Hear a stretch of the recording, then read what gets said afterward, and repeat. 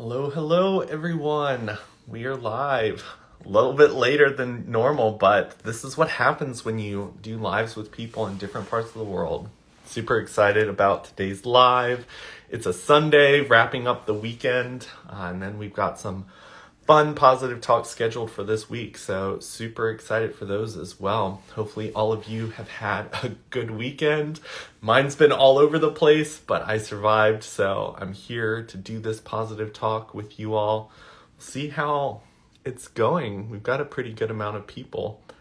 So, let's see if we can get Eric on. There we go. And like always, if you all have any questions, feel free to put them in the chat during this live because we are willing to answer them. Hello. What's up, Drummond? Not much. Let's see if I can adjust my camera so it's got my full face. There we go. Right, we're just getting headshots right now. That's all we're doing. I feel like every single time someone else joins, like my head goes out of frame, so I always have to adjust. Yeah. You would think after that's the hardest part about Instagram Live is like the screen really isn't like perfect for it. I'd rather have like a Zoom where it flips back and forth from who's talking, but whatever. Yeah. Zoom is kind of weird when it does that because sometimes like if someone's heavily breathing, because like I did Zoom for school for a little bit, like they'd pop up on the screen and they're sitting there like breathing just because they've got like one of the mics right in front of their mouth. Yeah, like which is ridiculous. Oh, there we go. Yeah.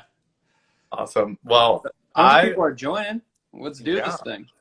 This is awesome. So I will let you introduce yourself so people know who you are, and then we can jump into a discussion. Okay. Well, hello, everyone, every beautiful person that is watching this. A lot of you probably know me, but a lot of you don't. And my name is Eric Gilmet. I'm a model, an actor, and a fitness coach, and an overall lover of life. And that's why I'm here talking to Drummond, because we're going to talk about positivity and just life in general. Awesome. Yeah, I absolutely love finding people that can kind of radiate with the positivity. I think that a lot of people, I think until you start to tap into that energy, a lot of people don't realize that it's a mindset that you have to kind of adapt to. It's not that toxic positivity that some people talk about. Like, you're not always happy. You're not always having the best day in the world, but like there's a mindset that comes to it. And I love when I meet other people like that. Yeah, no, it's so true. Like I think a lot of people think being positive is, you walk around every day and there's just sunshine and rainbows and green is super green and vibrant and it's like, and it's not like that. The thing that makes you able to be a positive, happy person, I think, is being able to experience those other emotions, being able to experience sadness or loss or tragedy or whatever, and take that and funnel it into making your highs even higher and learning how to grow from that. So yeah, I completely agree. Yeah, I think that some people are luckily blessed with role models in their life or people in their life that kind of teach them those things, sometimes very unknowingly. I think that for me personally, my grandfather taught me a lot of stuff without me even knowing he was teaching me stuff when it came to kind of not sweating the small stuff and not allowing your brain to kind of focus on the negative and kind of shift to the positive. I know that for me, I thought everyone thought that way. And it wasn't until I started coaching where I started talking to people where I was like, oh, this isn't a way for thinking for everyone. Like we all kind of have to learn it along the journey. And some people unfortunately didn't have a grandfather or parents or a role model in their life that taught them that. And I think it's an important thing to kind of teach yourself at some point in your life. Right. Yeah, absolutely. I mean, you kind of hit it on the head. Like, I think that you can learn so much from some people without even having to have a conversation with them, just by reading their body language and like the aura that they give off. And it sounds so like, feng shui and like, dopey to kind of be like, oh, someone's aura. But actually, like the more that you kind of tap into energy and positivity and learning who you are, the more that you can kind of see right through someone as soon as you meet them. And so that's a beautiful thing. Yeah, when Clubhouse, I don't know if you're on that app yet, but when Clubhouse became a thing, I felt like I was connecting with people on a different level because before, I think all the other social medias were very visual based. And I think that our eyes can lie to us a lot. I think that when you don't really know someone, like you kind of fill in all the gaps that aren't like told in the stories of the pictures or the videos. But like when someone's voice is part of the equation, it almost gives you like that full energy blast that we were lacking in a lot of social medias. And that was one of the reasons I loved the positive talks was because a lot of people, like you've got an Instagram page where people will follow you, but if they're not like seeing a video of you, they're kind of filling in whatever they want you to be. They're just like, his purpose in my life is this. This is his role. And until they get to know you as a person, like I feel like they really lack a true idea of who you are as a person. Oh, I completely agree. I mean, we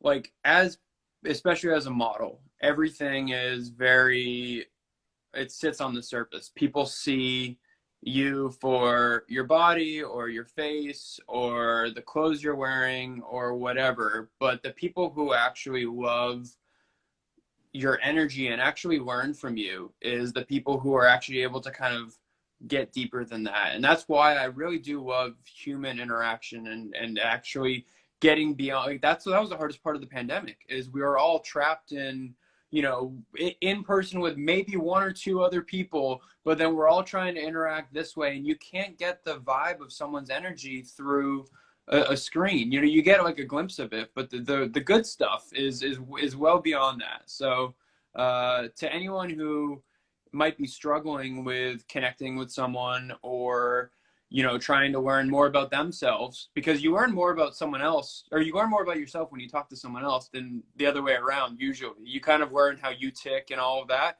Just go deeper and really try and be in person with someone. Yeah, I always tell people that the more people you introduce yourself to, the more people that are different than you, the more levels of yourself you're unlocking. Because when someone introduces like a new way of thinking, like you now have that knowledge and you get to decide how that interacts with all the rest of you that already exists. And I mean, I learned that having a diverse group of people in my life made me a stronger person because I didn't have a lot of people that like stood behind me and just said like good job every time I did something. Like I would have a group of people from all different backgrounds like challenge my way of thinking, and that like opened my mind to think, you know what, like maybe my journey, maybe my way of thinking isn't the best in every situation. Maybe I need to listen to these people who are experts in different fields that I don't have that expertise in. Oh yeah, I like that. That's so true. So kind of relaying that to my life, modeling for me, I've been full-time modeling for almost 2 years now, and modeling is something that has come very, I don't want to say very easy because that sounds snobby, but it's flowed very like I just got a shoot and I got another shoot and then I worked to get another shoot and then I built and I got better and better and better. And now here I am as a model and I'm very confident in any shoot that I do versus acting is something that I still work at very, very hard every single day to try and get just a little bit better. And there's been resistance. It's not been as easy as you would think it is.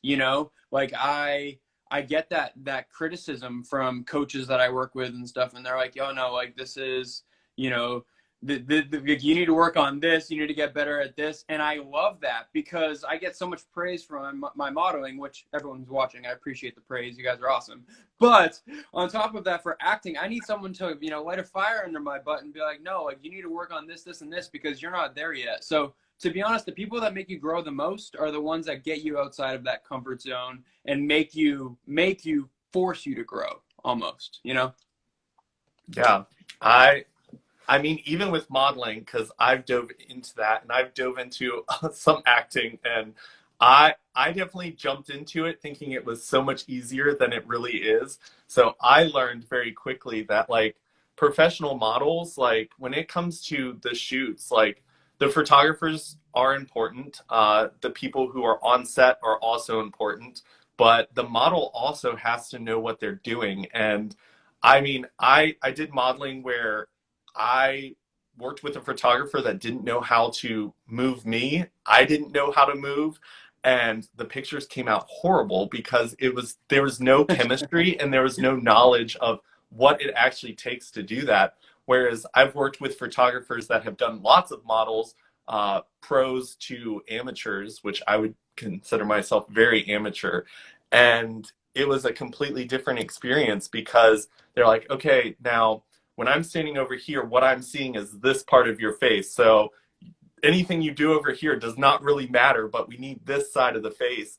And then like acting, wow, that was like a whole new thing. It's like pictures, all they need is that like split second of whatever they're trying to get. But acting, like your whole body is important. And that was something that just blew my mind. How many angles we shot from for like a 10-second like little clip. I was like, wow, this is a lot of work. Yeah, yeah. For modeling, if you have a model that doesn't really know how to move and a photographer that doesn't know how to move the model, then it's it's like recipe for disaster. But if you are confident, and the more that you do it, I mean, it's like practice makes perfect. The more you do it, the more different styles you do, you know, you just grow and grow and grow. And that really opens you up and unlocks you to be more comfortable with yourself and exploring who you are and how you shoot and all of that. So the same thing can be said for acting, because acting is pretty much, what's funny is you would think that there's so much crossover, right? You would think like, oh, like, you know, if I can model, I can act, or if I can act, I can model. And to be honest, they're two totally different worlds, and no one gets that, you know? At least I didn't, I thought that going into it. And then like, I learned very quickly, I was like, no, you know? So, it's one of those things that acting is just moving and capturing all of those moments, because everything is seen on camera versus modeling. You're in the moment for the shot, then you can literally turn it off. Like, I'm really good at getting my expressions to come out when I'm modeling. And so if I go through like a mix of expressions, I can go from happy to sad within 2 seconds, and you're going to see two different photos, and you don't even need to see the transition, you know? So anyways, we're beating a dead horse here, but yeah, it's one of those things that there's a lot there and a lot more than what meets the eye. Yeah. Have you ever kind of done any of the work behind the camera when it comes to like modeling or acting? Like, have you kind of stood behind the camera and seen like that side of it? I mean, I've yes, to a degree. I mean, I've shot my own stuff. I've, you know, photographed on like a semi-professional camera. I'm by no means, you know, a good photographer, but I know how to, you know, I know what the ISO is. I know aperture. I tried to learn like understanding of photography because it made me better as a model. And then on top of that, for video, I used to do a ton of video for like unlisted YouTube videos when I was making like fitness workouts, and I would give those to my clients, and I still do give those to my clients. And so that forced me to learn how, you know, video works. So it's one of those things that I think that no matter if you're in front of the camera or behind the camera, you should try and learn both sides of it. And I think that in the modeling world, a lot of people that are behind the camera don't know what it's like to be in front of the camera. And that's one of the things that's a little bit of like a flip. I mean, I guess the same could be said for acting too. But yeah, I've dabbled a little bit, but there's always more to learn, right? Yeah. I always tell people that I think it's important, like even in corporations and businesses, for people to understand each other's roles and how things work on both sides of everything. Just because I think that it's easy to get frustrated with someone who is playing a role that's not yours, that's making maybe your role a little bit harder. But to be able to say, hey, I know what it's like to stand on that side of the camera. And I know what this is going to be like. I think that like just creates a relationship where there's mutual respect. And I think that that's a really important thing when you're creating any type of relationship. Like, I know that a lot of the shoots that I've done, like I've taken pictures on the other side. So I know what they're going for. So I'm just like, okay, like what are you looking for? Is this like lighting that you're doing, or where do I need to go? And Yeah. I think that relationship is a good one to have. Yeah, no, definitely. And like for example, I shot a commercial the other day, but about a month ago I shot an even bigger commercial. It's only going to be about a 30-second commercial, but holy crap, the amount of stuff that goes into it, and the like you would have no idea that a commercial that you see on TV has 50 people on set that are all a part of it, and you only see one guy or two guys in the actual thing. And it's incredible what goes into any of these productions. So those were all eye-opening things for me, and I do recommend that anyone who has or hasn't ever been on a film set to just walk on set, or if they can, in some way, shape, and form, to see what it's like, because it's an eye-opening experience. Yeah, I think that seeing teams work so well together to, because some of those commercials, like they have like, okay, this has to be shot in this amount of time. And it's just like, come on, guys, let's get this going. And I think Yeah. that's phenomenal to watch the flow of everything because, I mean, those people know what they're doing. And I think that it's kind of cool to be a part of that. But it's the same with like YouTubers, TikTok people, all of that. Like you see these short little clips of things, and you have no idea the amount of work that some people put into like some of those things. Because, I mean, those quick like drops where people's outfits change every like half a second. I'm like, Oh, geez, dude, that takes an hour to shoot. yeah, Especially like, if you have to restyle your hair a different way as like a woman, or you have to change up your makeup or whatever. Oh my God, yeah, that could take you a full day. yeah. And then when you think about like shooting scenes for movies or shows, like the amount of like stops it takes, because like now that I've been in a film and seen how people do that, I now see how many different cuts they have from different angles. I'm like, oh my gosh. And then you start to see people nitpick it and they're like, look, her hair is down here and then it goes back up and then it's down again. And I'm like, that's because it was like a Continuity, hundred yeah. shoots. Yeah, no, it's really an incredible process. And yeah, blessed to live this life and be in this world, because I wasn't always in this world. I'm not sure exactly what your background is, but my background is actually in like finance and mathematics, and I kind of went the other way on that one. Yeah, I went to school for architecture, so definitely skipped to a different career choice. But I think that that's kind of most people don't say, when I'm a child, I'm going to grow up and be an actor or a model. A lot of people, at least society, has formed an opinion that that is not any way to make a living, that you have to choose a realistic career. And a lot of people kind of will make that jump occasionally when different opportunities arise, I will say. Yeah, I think it's funny. Me and one of my friends, Jeff, we joke about how, I didn't see the modeling acting booth at the career fair. Like you don't see that. You see everything that has to do with college and all of that. And I actually made a TikTok today that was like talking to my younger self, and it kind of goes along with what we're saying. Like, you know, are we still doing what we thought we were going to do when we were 18? And most of us in general, whether you're working in entertainment or not, like you're not most likely not working or doing what you thought you were going to be doing. But the biggest thing for me was, how much happier am I now than I thought I was going to be? Because when you're 18 or 17 or even younger, you don't really know like what true happiness like looks like in life, and like self-fulfillment and everything.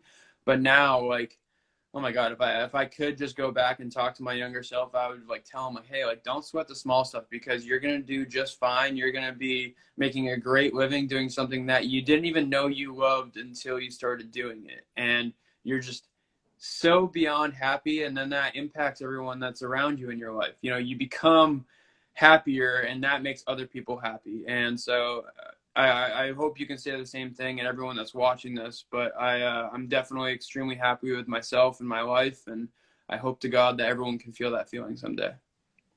So yeah, I think that a lot of people, they have to step through that fear of, hey, this is the path that I thought I was supposed to be, and then sometimes life is like, you're supposed to be over here, but sometimes you have to step through like the fear and the doubt that you have, because like I said, society tells us some things are not acceptable career choices, but like sometimes you have to realize that life is hard no matter which path you choose.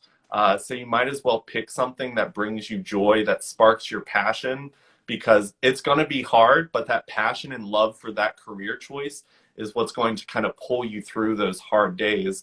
And I mean, I know for sure that I've had to use my passion to get me to complete projects that I just wasn't in the mood to do. My energy was down here.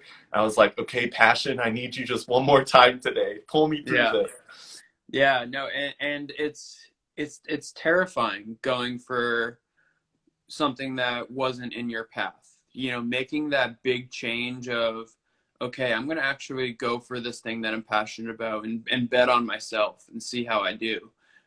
That's a terrifying process, and you have to really face fear in that moment. And but like in the process, you need to learn to enjoy that process. I think a lot of people, you know, we think of things that make us terrified and we kind of like close up, but like you have to almost approach the fear of the unknown with open arms and let that fear pull you in the direction that you're supposed to go. Let that journey kind of guide itself for you. And that's what I've been doing. You know, everyone asks me like, oh, what's your end goal with acting, or what's your end goal with modeling? And to be honest, I'm like, I don't really know. I'm enjoying what I'm doing. I love what I'm doing, and I'm letting the path shape itself. So to anyone who is watching, to everyone who's blowing up the comment section, lots of love, by the way, guys.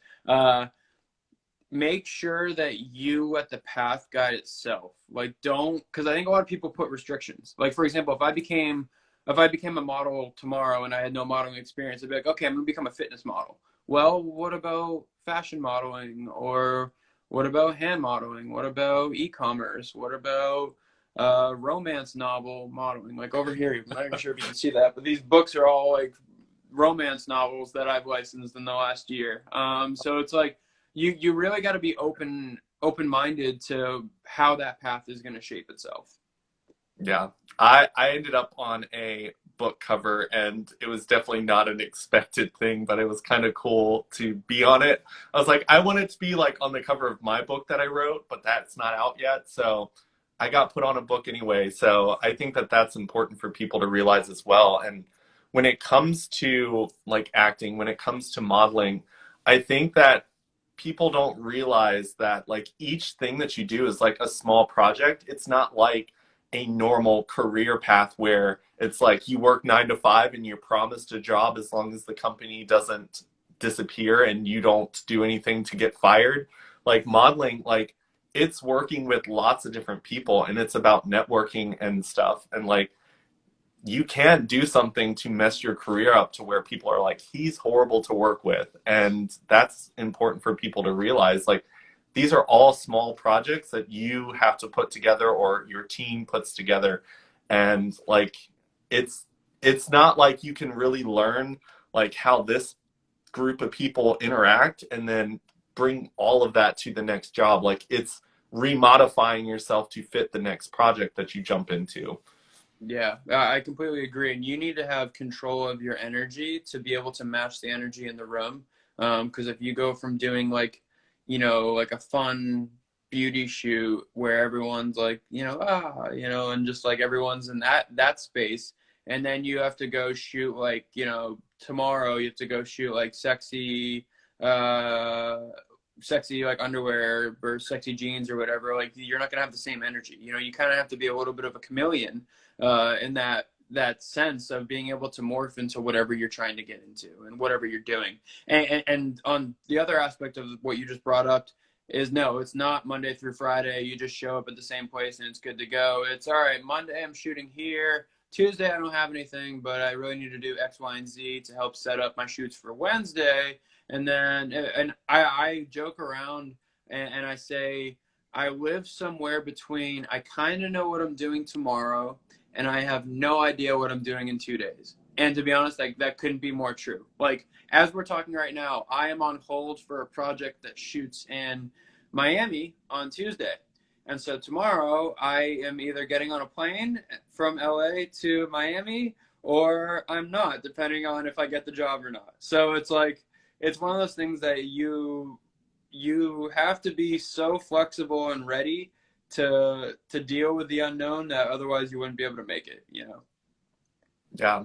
And I think that that's also, you have to realize within that, like your life outside of work also is impacted by that type of work. So So impacted, yeah. I have a travel like, bag sitting right there. It's just filled all the time. It literally doesn't leave the floor of my room. It's just ready to go. And then, yeah, and it takes a toll on anyone that's in your life, you know, whether you're in a relationship or you have plans with family or whatever, it has an impact in every area. So, that's a really big part of being in this industry. But I think that the people who are so passionate about what they do and they truly love this kind of will go to all ends to make it all happen, you know? So, was that something that you've struggled with when it comes to like relationships with people in your life where maybe they're not in that career field like you are, to where it's kind of hard to explain to people like, hey, I know that we had plans, but like my life just shifted a little bit. Because I know that for me personally, trying to explain to people uh, how much work goes into everything I do on the back end that no one ever sees, sometimes they don't ever fully understand how busy all of that can actually make your life. yeah, it's definitely something that, as much as I've struggled with it, I've gotten a lot better and I'm still trying to get better and trying to be realistic with myself too, because, you know, I'm definitely the hardest person on myself. I'm my hardest critic. And I feel guilty sometimes when, you know, I can't be at a holiday because I have something that's shooting the day after the holiday, out here, and my family's back on the East Coast. Or, um, you know, I really have to be selfish and put myself and what I'm doing before anything else. And that is a very hard thing, that isn't talked about. You know, I think that everyone looks at a model, or that isn't a model. They look at a model and they must think, oh, he just shows up on set, goes and does his job, and then he has to go home and have you know, have a nice dinner with everything. And it is glamorous. I love what I do. I'm not talking crap about it. But the reality is you get off set and then you probably have to go home and you have an audition request that you have to do for another job that shoots in 2 days or 4 days or whatever. And then, you know, you might have had dinner plans to go with someone, but if a big job comes up and you have to go hop on a plane somewhere, guess what? You have to pivot. And so that is the hardest part in trying to find that balance. I mean, we're all trying to find balance in our lives with life and work and relationship balance and all of that. But that's definitely one of the biggest balancing acts. And you kind of become a juggler of how you deal with that. And it can be a lot mentally if you're not mentally prepared for it. So I think before anyone can really make a big change in their life, they have to mentally prepare for it and go through that process. Yeah. And I know that you have like your physical fitness background as well. And I think that that's another thing, like, because you do modeling, like your body and the way that you look, like everything that you're doing is like very dependent on the way that you look. So I know that somewhere you have to fit the gym in, as well as being aware of what you're eating, because traveling all the time doesn't leave you with a lot of kitchen space, I know. And how do you kind of navigate through that world? Because I think that that's just one more thing that you have to put in your schedule, even if you're completely exhausted by the end of the day. Right. Yeah. And I'm lucky because my background is bodybuilding. Like I used to be a pro natural bodybuilder. I guess technically I still am by classification. But anyways, that used to be like my world. And so I was training, you know, 6 to 7 times a week, and I was very regimented with my eating schedule. And since I saw how strict it could be, I then was able to find that, you know, that meeting ground, that balance, to be able to then learn how to travel and fit in workouts when I can, and when I am stationary, how to hit my workouts as consistently as possible, and like trying to make healthy eating choices, and knowing that, you know, it's definitely one of those things that it's such a process to learn that, you know, you can't really teach someone how to make fitness and nutrition fully fit their life you know, you can work on them with it and try and improve it. And that's what I do as a coach. I really try, I taper all my programs to each client because every client is different. Everyone lives a different life. Some people work a 9 to 5. Some people, you know, travel for a living. All of that goes into it. So for me personally, yeah, I have to fit in the gym when I can, when I'm stationary. But when I'm on the road, I mean, there's times that I'll go 2 or 3 days without being able to hit a workout. I'll do some little mini thing in my room, and I'll have to taper my nutrition to that. And that's like, again, that's an added, I don't want to say an added stress because at this point for me, it's pretty normal. But that can be an added stressor to the job in itself, which is already a lot of self-care and self-work. So yeah, long answer for, No, we're I doing the best we love it. can. Yeah, I think that that's important for people to see. Like, I realized that when I started going live all the time, that I needed to be more careful with what I was eating and what broke my face out. And when it came to fitness, I worked with a personal fitness trainer, and the biggest struggle I had was just they didn't cater it to my life. They catered it to the program of everyone that was in there. And No, it was that's a it was a bad rough trainer. it was rough because for me, they're like, and you need to eat this, this, and this for lunch. And I'm like, well, I'm nowhere close to anything to prepare that. And I worked an hour away from my office and home. So it was just like a lot of commuting for me. And I was just like, where can I fit this in? In the winter, like mornings are dark, daytime or nighttime's dark. They're like, oh, just run. And I'm like, pandemic closed all the gyms. So I was like, none of this is fitting in my schedule. So how did you kind of like navigate through the pandemic? Because I know a lot of people found really creative ways to kind of stay fit as well as staying within like the acting and modeling. Yeah, so I'm going to touch on a lot of things that you just said. So, yes, to anyone who is watching, and you specifically, if your trainer does not taper anything to you in your life, then that is a bad trainer or a bad coach. And I don't want to talk bad on trainers and coaches because that's how they make a living. But to be honest, the biggest part of being a coach and being a trainer is being able to help each person individually based off their characteristics and needs. So that's number one is like you want someone that's going to be able to taper those things. Second part of what you said, let's see, what did you say? You said, you know, you were having a hard time, you know, making it fit your schedule and all of that. Like, a lot of people will do, you know, they'll go on a diet. They'll go on a ketogenic diet or they'll go on, you know, the fast 30 or whatever. I don't even know what they're, half of them are called. They're like the Mediterranean diet or, you know, Yeah. all these random diets. And to be honest, the best diet that you can, that exists for you is the one that you can follow. It's the one Yeah. that gets you results that you can actually stick to and that you enjoy. It's not one that you're miserable in and you're just like counting the days till the diet is over so you can go binge. If that's what you're Yeah. going through, you're in the wrong, you know, you're doing it wrong. And it's like, and so anyways, the best way to approach that is like, for you were traveling and you're trying to fit in like chicken breast and broccoli, and that's not realistic. So for anyone who is trying to diet, I would make sure that if you're trying to improve your nutrition, to work with someone who knows what they're talking about. And number two, make sure that you enjoy what you're doing. Because if you don't enjoy it, number one, what's the point? Number two, it's not going to last. So that's that aspect of that question. For me, during COVID and during the pandemic, I did flip a little bit in terms of it happened at a perfect time, to be honest, which is rare that a pandemic happens at a perfect time. But I was trying to lose weight. I was trying to lose a little bit of size because I was a bodybuilder and it didn't make me marketable. It made me only be able to be seen in the fitness space from modeling. But my agents wanted me to lose a little bit of size, so I looked more just like, you know, an everyday perfect person. Now I still like, you know, have a muscular physique, but it's not to the point of like, oh my God, he's a bodybuilder.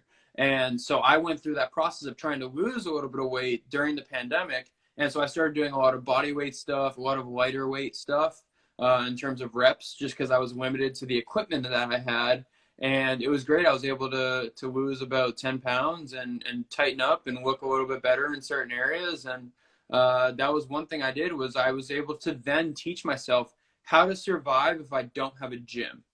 You know what I mean? Like, because I think that for a lot of fitness models, a lot of people in the fitness space, they don't know how to survive if they don't have a gym. So that's what a lot of us learned during the pandemic, was how to exist in a gymless environment and how to take care of yourself in that way. And the same thing can be said for food and all of that. So I hope that a lot of people actually learn something during the pandemic versus just binge watching TV shows for 3 months.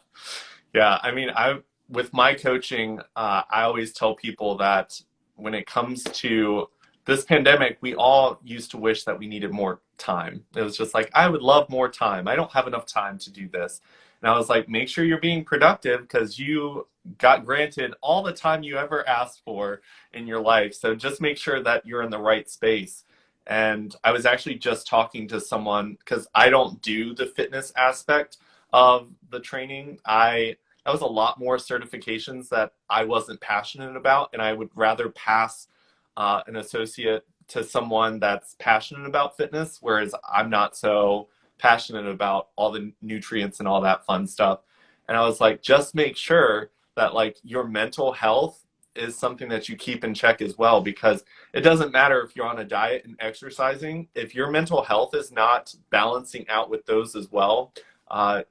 Like if you hate what you're eating, if you hate your workout and you go into each of those dreading it, like you're not going to get the results that you want. And I've worked with fitness coaches, and I've worked with clients that had fitness coaches that never even brought mental health into the equation. And I was like, that's a big no-no right there. Like you need to make sure that there's a positive relationship with this like thing that you're doing. If you're paying for it, you better be enjoying it. Don't do it because it's something that you're signing up to torture yourself for. Yeah, no, and you're absolutely right. And that's like the conversation that I have with a lot of my clients, especially the ones that do really well with me, is it is much more of a mental transformation than it is a physical one. Now, obviously, the physical will show, and you'll be able to see that more obviously, but the mental transformation that goes along with, a physical one is it that can't the physical one can't really exist without a mental transformation. And unless you're just in like a great mental space to begin with when you first come to a coach. But yeah, no, I couldn't agree more. And that's why it's like you need to know who you are. You need to know what makes you tick and everything. And I think a lot of people, they don't know who they are. And I think a few people did find out kind of who they are during the pandemic and learned about themselves. But yeah, you need to know who you are before you can like actually tap into yourself. So Yeah. yeah. I think that a lot of times we don't realize how much of our image is projected onto us by the people that surround us, whether it's your family, whether it's your friends or your coworkers, your boss, uh, maybe a role model. Like when we had to take this pandemic and sit at home and stare at ourselves in the mirrors, a lot of us had that opportunity to go, who am I? And it was funny because a lot of the people who have been going to counseling for mental health, a lot of people who have already realized that they needed some work done with their self-esteem, self-love, and all of that, uh, those people seem to handle the pandemic better than some people who were operating really well in the world where their image was projected for them. So they didn't really have to work on themselves because they found a place that they fit and it was comfortable for them. But when you rip that away with the pandemic, whether it's working from home or you lost your job or you had to switch careers altogether, a lot of people's identities that they thought was who they were as a person had to reevaluate. And I was seeing people that had it all together, like completely lose it. And they didn't know where to start to kind of start building themselves back up because they never had to before. Right. Yeah. It's you brought up such a good point where it's like if you take away that comfortability, like people don't know what to do with themselves. It's like someone who like they go through the Monday through Friday thing, and if they don't have weekend plans, they literally don't know what to do on the weekend, and they're like lost. Or you put someone who's never traveled before in a foreign country, and don't give them any preparation material, and they're like shocked. That's exactly what a lot of people dealt with, because they didn't know who they were and how they work. So the best way for yourself to kind of grow is to seek discomfort. And it was funny, I did a podcast interview, I want to say like 9 or 10 months ago, with Dr. Edwin Adams, and it's called the Aesthetics of Leadership podcast. And I kind of brought that up naturally, not really knowing too much about him or his brand. And his brand title is Disrupt Comfort. And it's so true that you need to disrupt comfort in order to grow. And that's kind of what's gotten me here at this very point in my life. 2 years ago, my life looked very different than it does now. I was traveling all over. I was in Northern California at the time, and then I went through a pretty quick lifestyle change, and I needed to make a decision on where to move next by myself, and I chose Southern California. And I didn't know a single person here, and I got down here, and I was in an uncomfortable state, and it forced me to grow and make connections. And then I started modeling, and then I fell in love with it and started booking more shoots. So it's like there's so much good that can come from being in an uncomfortable place. There's very little bad, I think, to a degree, but there's very little bad that can come from being in an uncomfortable place, but so much good. Yeah, I actually do a room in Clubhouse called Making the Uncomfortable Comfortable. And we talk about all different topics, but I think that the major thing is for people to realize that growth comes from removing yourself out of that comfort zone, as well as like when it comes to understanding the difference between safety and uncomfortable, because some people feel like their life is at risk when it's just you're putting yourself in an uncomfortable situation. And last year we had a lot of movements, a lot of things going on, and I learned that I was very limited in my knowledge, and I had to put myself in places with people I wasn't really comfortable talking about certain things with, but I knew I needed to grow. And those conversations happened very uncomfortable, but I grew and educated myself to the point where I could speak from an educated position. Whereas before, I felt like it was better for me to just be quiet because I didn't have the knowledge to give anything that I was speaking on justice. And I think that that's really important for people to realize. And people, I think when you become an influencer, when you start to have a larger number, people expect you to have opinions on everything. I try to keep my opinions to myself until I feel like I've educated myself enough to have an opinion. Because I think in today's world, saying the wrong thing just because it's quicker can get you in a lot more trouble than just saying, I'm going to withhold an answer right now. I'm just going to educate myself first. That's beautiful, man. I love that. And if there's one thing I'll take from having this conversation with you, it's that. And um, that you killed that. Like, because I'm someone, I don't really watch the news that much. I kind of, in like a hippy dippy way, try not to concern myself with bad energy and bad news, because most of the news is bad. And anyways, so like people will be talking about something, and that's really the only opinion that I have on it, or the only article that I have on it, is hearing what they're saying. And we have to also remember that everyone has their own opinion. So the way that they're going to portray something is going to be completely different than how, person Y would portray something. So it's a really good point. It's okay to say, I don't know. Like I think a lot of people feel like they need to fake it, like they have all the answers, but there's a lot of confidence that comes in saying, I don't know, but maybe I'll like be able to do my research and find out for you, or give you a better educated answer. So I'm glad you brought that up, because I think that'll help a lot of people that are still watching this.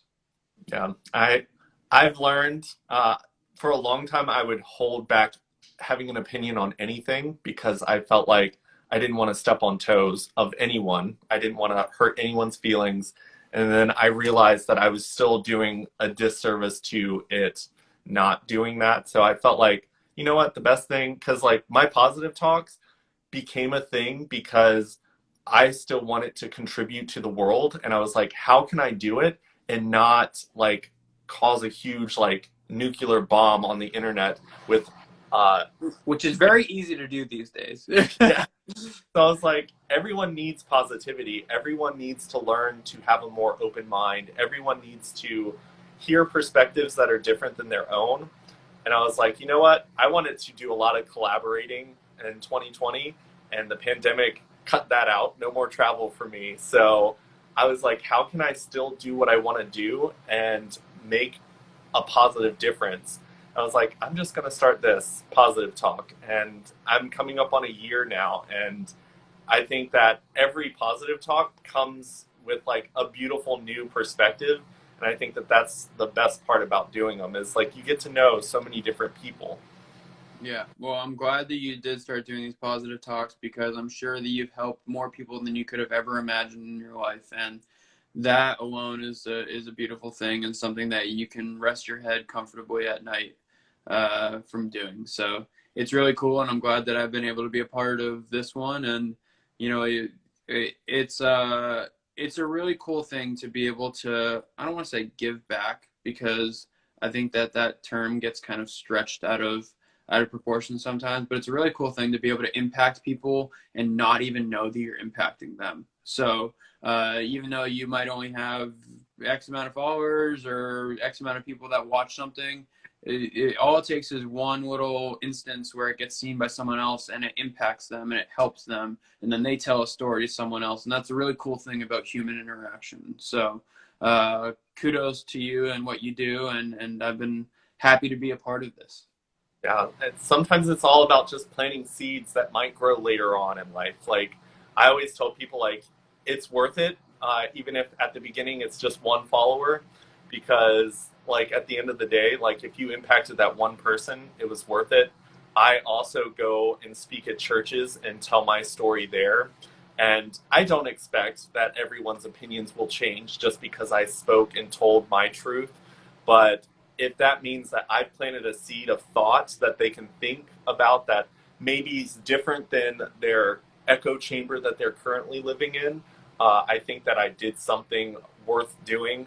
It's not always comfortable, but it's something that I think is worth doing. And I also have learned that putting myself in these types of spaces, I have to make sure my energy is in the right spot before I do it because being in a position of influence or power or leadership, like you are influencing other people in the room. So doing a positive talk, you have to mentally prepare yourself for it and expect everything to come at you. And if you don't think that you can be in that headspace to create something positive or influential in that moment, it's better to cancel something than to go out and just completely Half-ass it. like Yeah. Yeah. No, I completely agree. If you come at something with the wrong energy or closed up energy, and you need to be open and you know, the energy in the room that everyone's trying to pull from, it's not going to work. So again, that's another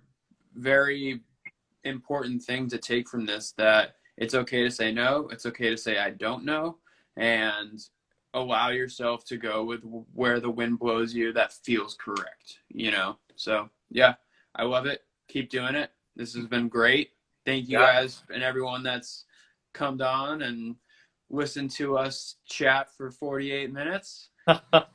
So before we go, I want to ask something that you might do because when you've got to be on point at like your shoots or doing things with people that you might not have any former like relationship with, how do you personally like make sure that you're in the right headspace to do what you do in a way that is going to get the best results every time you kind of go out? So one thing I do, because I think that, well, one of my lessons that I learned very early on in modeling is I just wanted to always be the, you know, and one of the best energy people that's on set. You know, I wanted everyone to say, "Oh my God, I loved working with Eric. He's such a positive guy." That's what I really wanted. And so one way I do that is because usually I drive to all the shoots that I go to. I always play the most happy, positive music that you could ever imagine and just belt it on the top of my lungs within 5 minutes of pulling up to set. So then as soon as I show up, I'm ready to go. I'm like smiling, getting out of my car. And that's one thing that I've done. To be honest, just like we said, every shoot is different. I have to do different things to approach different shoots. You know, if I've never worked with a photographer before, I don't know what I'm really walking into, or if I've never worked in, you know, I just did a makeup photo shoot for Ardell, which is an eyelash company. Most guys probably don't know what Ardell is, but most women do know what Ardell is, and they're the biggest eyelash retailer in the world. And anyways, I did a shoot for them for their eyelashes, and I showed up on set without much knowledge of what to expect, and everyone was so freaking like positive when I walked in there, and I was like, this is just gonna be one of those days. It's gonna be all good things, and that's exactly what it was. So every shoot's different, and every day is different, and you have to do different things. You gotta be versatile, and that's one thing I've learned as well. And yes, I saw one of my friends, Jacob, wrote in the bottom here, it says, plus your fans are amazing. Yes, the people that I've surrounded myself with in the social media sense, in the in-person sense, are all amazing. And the more positivity you have around you, the better. Because if you have negative people in your life, if you have toxic people in your life, they're going to pull your energy, they're going to suck it out. And that can even happen from social media. If you're surrounding yourself with people that are negative on social media, guess what? You're probably going to have negative thoughts. So program yourself, program your life with good people and positive vibes, and that's what you'll get back. Yeah, I think that a lot of people need to realize that that's an ongoing thing that you cater to every day of your life. The people, like the platform you create for yourself is the people that you surround yourself with. And it's great to have that positive supporting cast behind you, because you never know when life's going to just come and slap you in the face and knock you down. And it's better to have people around you that are there to support, that love you for everything that you do, and they're like, get back up, versus the I told you so people that can kind of pop up in your life. And I always tell people, think about the connection and why people are your friends. Like, did you create that relationship because you're both inspired by each other? Or like, some people create relationships with people because they both hate something similar. You don't want those types of relationships. Like, take note of that. Like, there are people out there that you've created relationships because you both have something negative in common and you connected on that level. Those aren't the ones that you want to connect with. Like, find people that are passionate. I always tell people my favorite people are people who know their passion and chase that, because that inspires me on a daily basis. And when you've got that type of energy and you see them, like, celebrate with them, and they'll be the ones celebrating with you when your time comes. Yeah, absolutely. If the first few words out of your mouth when you talk to someone that you have a relationship with are negative, and that's an ongoing trend, that's not a good sign. So either find a way to fix that and flip it to a positive, or unfortunately, you got to what do they call it? Trim the fat of people in your life that are eking away at you. But yeah, I mean, just surround yourself with positivity, and you said it very elegantly and beautifully. I'm doing the the best I can, but you're great, and I love this. So thank you for again having me on. Yeah, thank you so much for jumping on. I know that your schedule's busy, and we've been trying to get this live on this calendar for a while. So I'm glad that we finally found some time to line it up. I know my calendar. I'm not sure if you've listened to other podcasts I've done, but I actually don't even use a calendar. I use a notepad. But my notepad of what I'm doing has been a lot of like, this is what I'm doing, and then cross it out, and this is what I'm doing, and then cross it out. So yeah, I'm glad we're able to connect, and let's do another one of these someday. Awesome, most definitely. I'll let you go so you can have a good rest of your evening, and I will talk to you soon. All right, lots of love, everyone. Bye. Take care. Bye.